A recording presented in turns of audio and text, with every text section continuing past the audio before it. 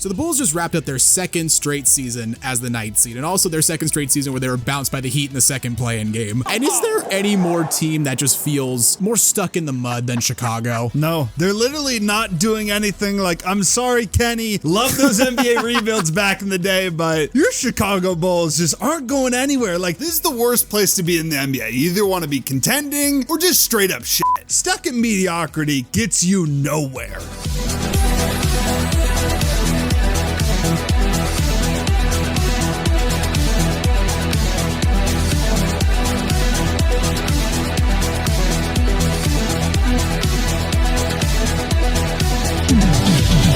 Before we start talking about the Bulls, if you haven't already, make sure to leave this video a like, give us a subscribe, and hit that notification bell so you never miss out on one of our videos.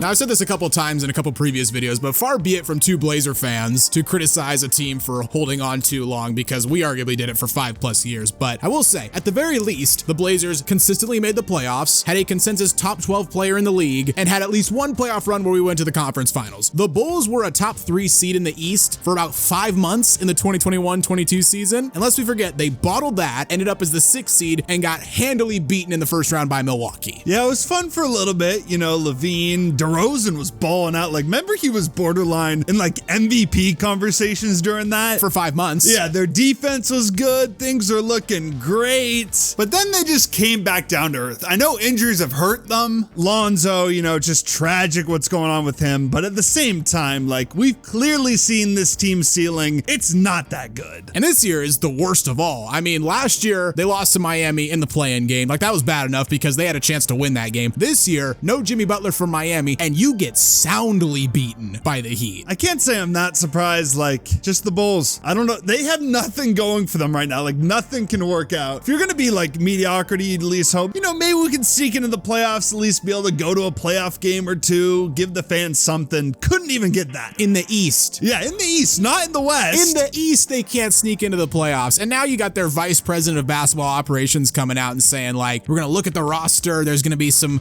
big changes, you know, because we want to win and all that. And then you hear bullshit about them bringing back DeMar DeRozan on a 2-year, $40 million contract. It's like, you can't do both at the same time, buddy. Sorry to break it to you. I thought the report was actually DeRozan for 2 years, $80 million, so $40 million per year. Maybe I'm wrong. Maybe I saw you that better wrong. Be wrong. But I thought it was something ridiculous like that. Either way, like, bringing DeRozan back, I mean, I guess better than letting him walk. Is it? I'm not sure. And then, like, also Levine, decent player, but I'm not even sure like many teams would want to trade for him. He was basically up for grabs during the last trade deadline. I know he's been injured, but it doesn't really seem like the market is that great for him. You'd think the Lakers, but if I'm the Lakers, I'm not really giving up a ton to get him. I'd rather have DeJounte Murray. So not only do they have these guys that are just aging, they're not super hot on the trade market as well. And like you said, their best perimeter defender, Lonzo, at this point might never play another game of basketball. And it sucks because honestly, he's been really, really good for the Bulls. He was turned into a great 3-and-D player. Yeah, I do think he will play another game. From what I've heard, his rehab is going well. I want to be optimistic with Lonzo because for whatever reason, I just like him. He's always seemed pretty humble. I mean, being around LeVar and all that. So I like Lonzo and I hope he comes back, but just a tragic story for him. And there is a decent chance he doesn't play again, but I think next year he's going to make that return. At least I'm just hoping. And the Bulls have been stubborn over the past 3 years. I mean, they're the only NBA team who hasn't made a single trade deadline trade in the last 3 seasons. And think about this. Last year at the deadline, they're 26-28. They're the 9th seed in the Eastern Conference.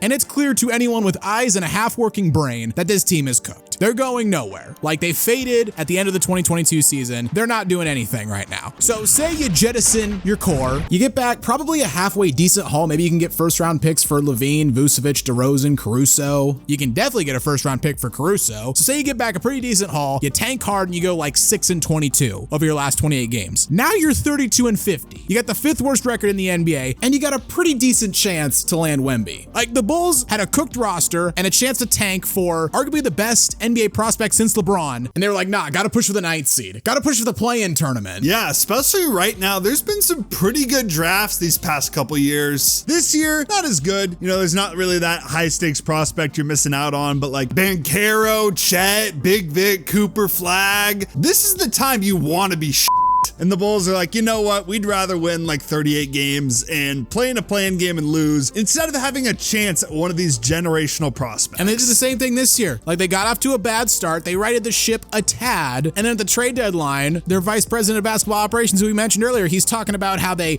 saved the season. They didn't need to make a trade to be competitive in the Eastern Conference. He said this as they were 25-27 and still the 9th seed in the East. It's like, brother, I know front office execs can be somewhat delusional at times about their roster. If you thought this team could compete, you don't belong in a front office. You belong in an insane asylum. Well, you'd think after you have a players only meeting after the first game of the season, that might be a sign that, maybe we should try to, shake things up. But yeah, I guess you just saw that as normal. A players only meeting after just the first game of the season. I thought for sure after that happened, they were going to blow it up, and somehow they didn't.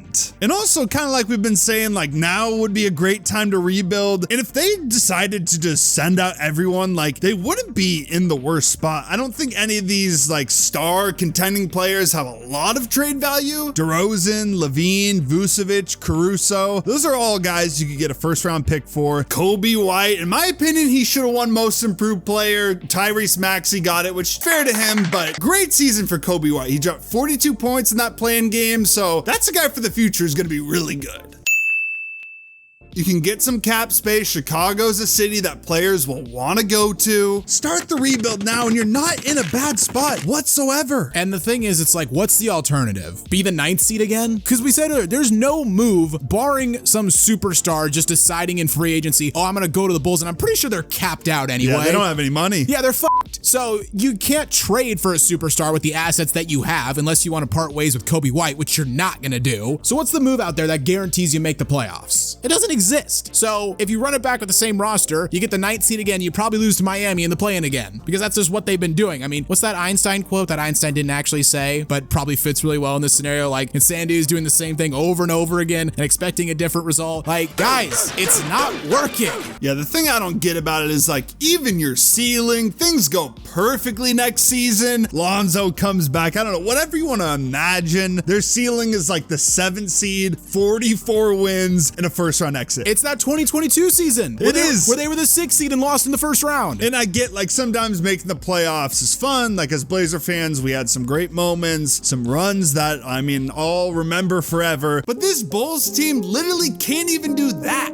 There's no scenario in which this Bulls team even wins a first-round series. Just blow it up finally. And it really is unfortunate because the Bulls are, look, they're an iconic NBA franchise. Obviously, with Mike in the 90s, they were winning titles like it was going out of style. And even when we were growing up, like Derrick Rose, those early 2010s Bulls teams, eventually like Jimmy Butler, they had some fun teams. They had some teams that were really iconic. And the fact that they just can't seem to get it right at all, it really sucks to see. Yeah, I miss the Bulls in the playoffs. Like, Chicago always had some hella good atmospheres. It's a like, great sports town. Yeah, D Rose there and everything. Like, I don't know. I just always love seeing the Bulls. There could be some iconic matchups. Like, if the Bulls were actually good right now, like Bulls Knicks, Bulls Celtics, Bulls 76ers. Yeah, like you said, Chicago, a great sports city, usually a great basketball city as well. Just rebuild, give it 5 to 10 years, and we can see some meaningful Bulls playoff games again.